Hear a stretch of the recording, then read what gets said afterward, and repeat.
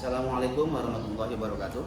Saya Muhammad Rahmatullah Syihab dari mata pelajaran SKI MAN 2 Kota Bogor, LPTK IAIN Syekh Wasil Kediri, ingin mempersembahkan video pembelajaran SKI di kelas 11. Terima kasih.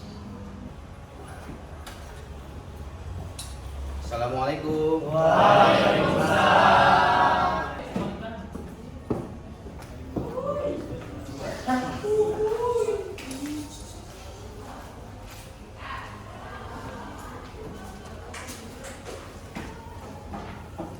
Baik, bismillahirrahmanirrahim. Assalamualaikum warahmatullahi wabarakatuh. Waalaikumsalam warahmatullahi wabarakatuh.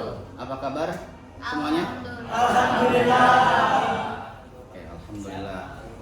Baik, sebelum kita mulai pembelajaran, alangkah baiknya Bapak akan absensi dulu ya. Untuk yang hadir, angkat tangan.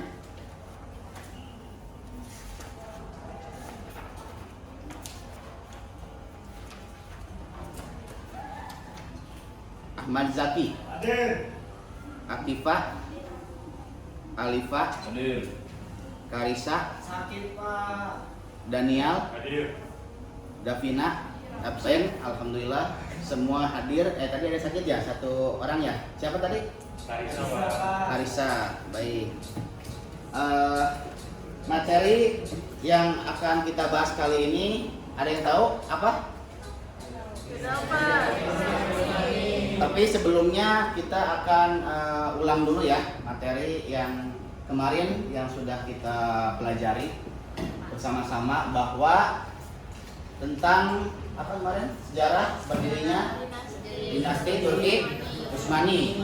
Ada yang tahu siapa pendiri dinasti Turki Utsmani? Angkat tangan. Pendiri dinasti Turki Utsmani, angkat tangannya. Siapa kemarin? Sudah dibahas? Saya Pak. Ya, silakan. Kerja. Osman bukan Pak? Oh iya, betul sekali.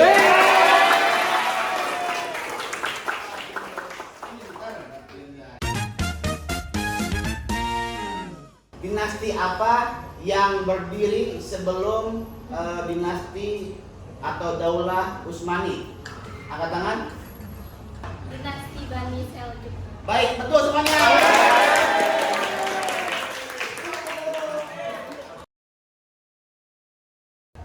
Baik, sebelum kita memulai pembelajaran hari ini, alangkah baiknya kita berdoa pada Allah Subhanahu wa taala agar belajar kita pada hari ini dimudahkan dan dilancarkan. Silahkan perwakilan dari kalian, ketua kelas, Daniel, untuk maju ke depan memimpin doa. Baik teman-teman, sebelum memulai pembelajaran SKI pada pagi hari ini, alangkah baiknya kita berdoa. Berdoa, mulai. Bismillahirrahmanirrahim. Rabbi zidni ilman warzuqni fahman birahmatika ya arhamar rahimin. Baik, terima kasih Daniel. Selanjutnya sesuai dengan arahan dan instruksi Bapak Presiden kita untuk memperkuat rasa nasionalisme kita, kita nyanyikan lagu kebangsaan kita yang berjudul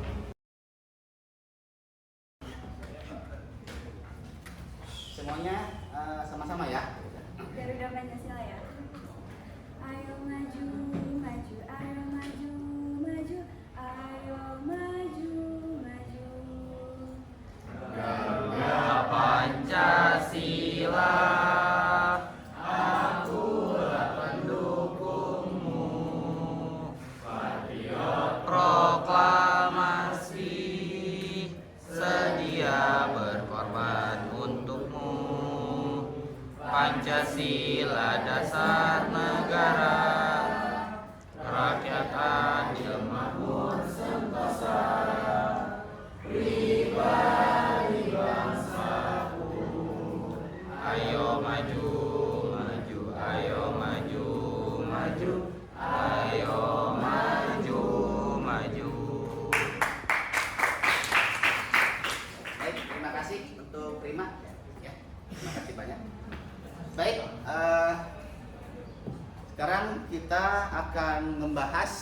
materi tentang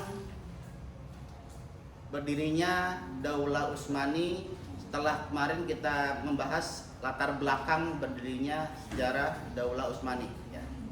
Sebelumnya kita akan dari awal kita bahas dulu ya.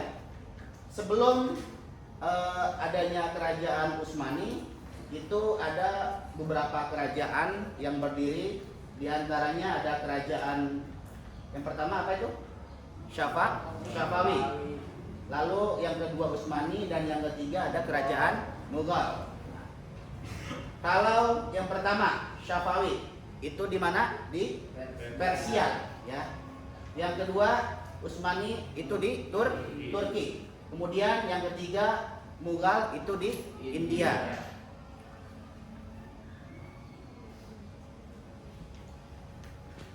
Nah, perlu diketahui yang sudah kemarin kita bahas juga, kita akan lebih memperjelas bahwa pendiri dari kerajaan Turki Utsmani ini adalah seorang cucu dari tokoh dari kaum Aus yang bernama Sulaiman. Jadi Sulaiman di sini bukan berarti beliau pendirinya ya, tapi melainkan beliau adalah ayah dari El Tugrul, dan El Tugrul adalah ayah dari Osman. Ya, Osman itu adalah cucu dari Sulaiman. Dari mana berasal kabilah Turki ini? Mereka berasal dari kabilah Oghuz, ya, yaitu daerah Mongol dari utara negeri Cina. Kemudian singkat cerita, Sulaiman mengajak anggota sukunya untuk menghindari serbuan dari tentara Mongol ya, untuk berhijrah. Tapi sayangnya di perjalanan ya Sulaiman wafat, meninggal dunia, lalu dilanjutkan perjalanan oleh El Tugrul. Nah, kemarin kisahnya sudah kalian pelajari, kita bahas bersama. Kita next ya. Nah, Bapak sengaja men-skip slide-slide yang sebelumnya karena sudah kita pelajari. Kita akan fokus terhadap faktor-faktor keruntuhan kerajaan Turki Utsmani. Apa saja faktor-faktornya kita akan bahas bersama. Yang pertama ada faktor internal dan yang kedua ada faktor eksternal. Faktor internalnya dulu kita bahas. Yang pertama itu karena luas wilayah kekuasaan dan buruknya sistem pemerintahan.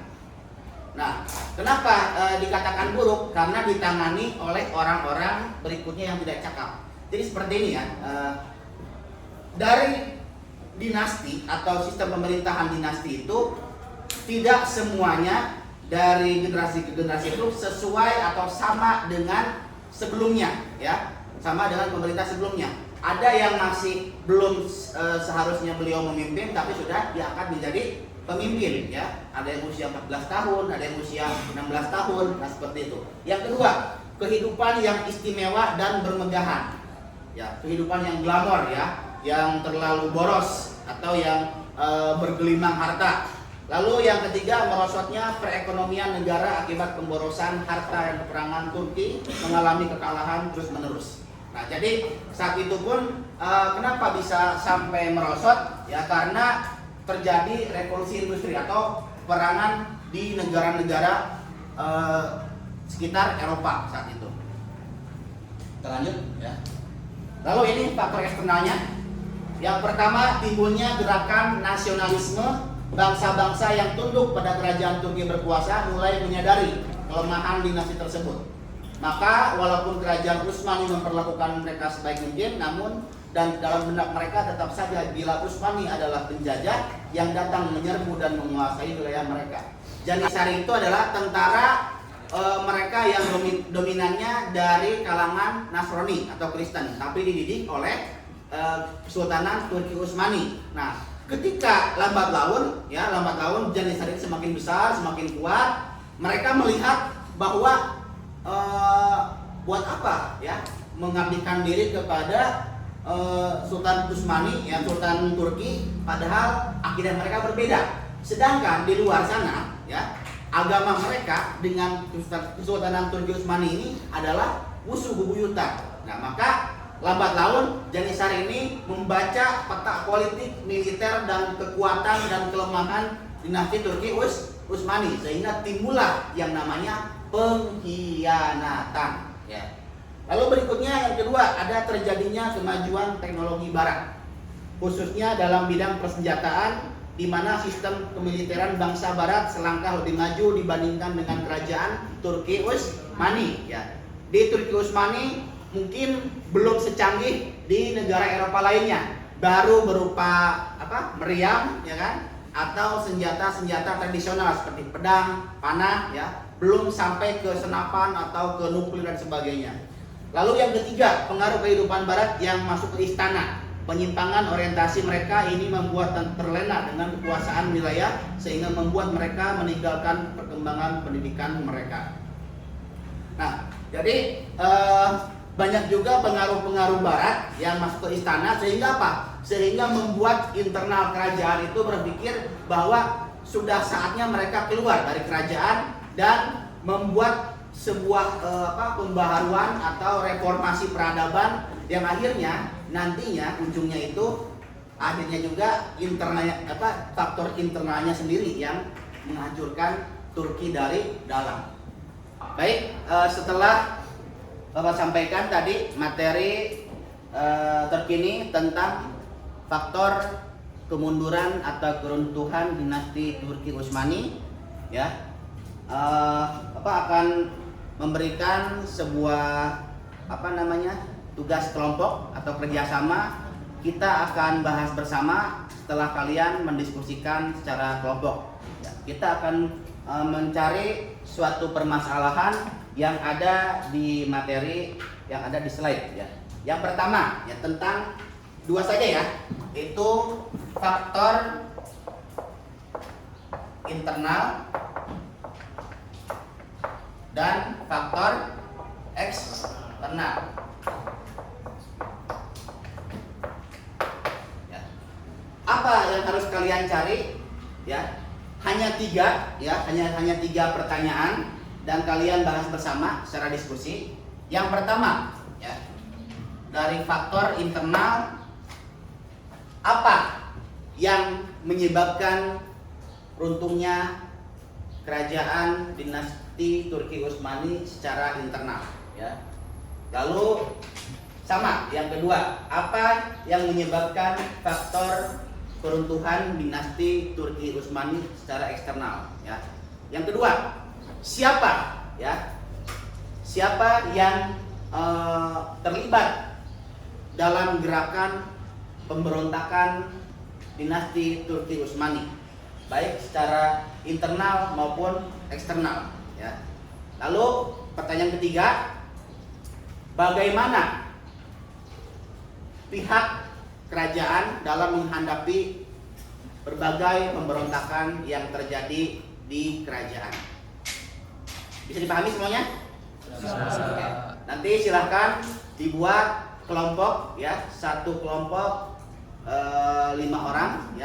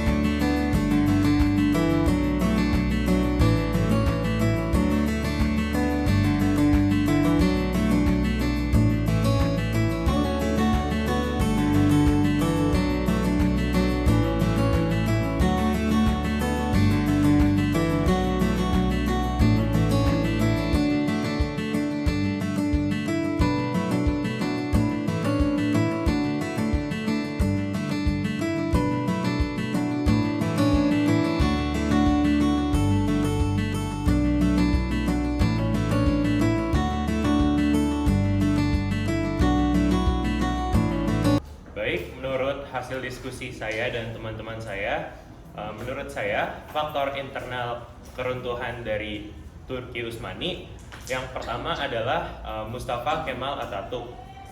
Beliau ini ingin menyebarkan paham Islam sekulerisme di Turki Utsmani, yaitu paham Islam yang memisahkan agama dengan kehidupan sehari-hari.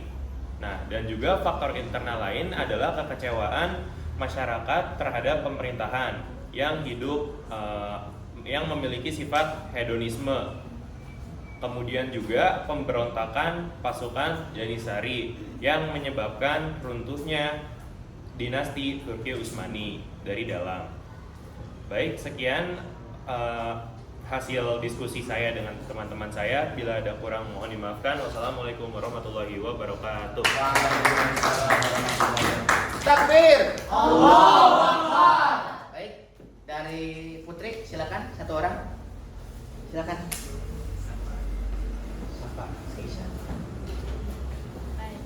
Assalamualaikum warahmatullahi wabarakatuh. Waalaikumsalam warahmatullahi wabarakatuh. Oke teman-teman semua, jadi di sini saya perwakilan dari kelompok saya ingin menyampaikan hasil diskusi yang tadi. Jadi menurut kelompok kami, apa sih faktor eksternal yang menyebabkan keruntuhan dinasti Turki Utsmani ini? Jadi ada 3 poin. Yang pertama itu wilayah Turki Utsmani terlalu luas sehingga sulit untuk dikendalikan. Kemudian yang kedua itu perkembangan iptek yang semakin berkembang, itu juga berkaitan dengan kebutuhan militer yang relatif menurun. Kemudian munculnya gerakan nasionalisme, liberalisme hingga sekularisme. Cukup sekian dari saya. Wassalamualaikum warahmatullahi wabarakatuh. Waalaikumsalam warahmatullahi wabarakatuh. Pada akhirnya selesailah pembelajaran kita pada pertemuan hari ini di pelajaran SKI materi tentang dinasti Turki Utsmani di masa keruntuhannya. Ya, bisa dipahami semuanya apa yang tadi saya sampaikan? Siap bisa Ya. Pak. Oke, tadi siapa yang menjadi faktor utama tokoh yang akhirnya melengsarkan dinasti Turki Utsmani dan mendirikan menjadi negara sekuler? Siapa barusan? Mustafa Kemal Atatürk. Ya, jadi beliau atau dia itu adalah pendiri negara Turki secara republik, ya, bukan lagi secara daulah atau dinasti. Baik, semoga pembelajaran pada pertemuan hari ini mendapatkan keberkahan dan juga kita semua mendapatkan ridho dari Allah Subhanahu wa taala. Kita akhiri sama-sama dengan membaca hamdalah. Alhamdulillahirabbil alamin. Subhanakallahumma wa bihamdika asyhadu an la ilaha illa anta astaghfiruka wa atubu ilaik. Assalamualaikum warahmatullahi wabarakatuh.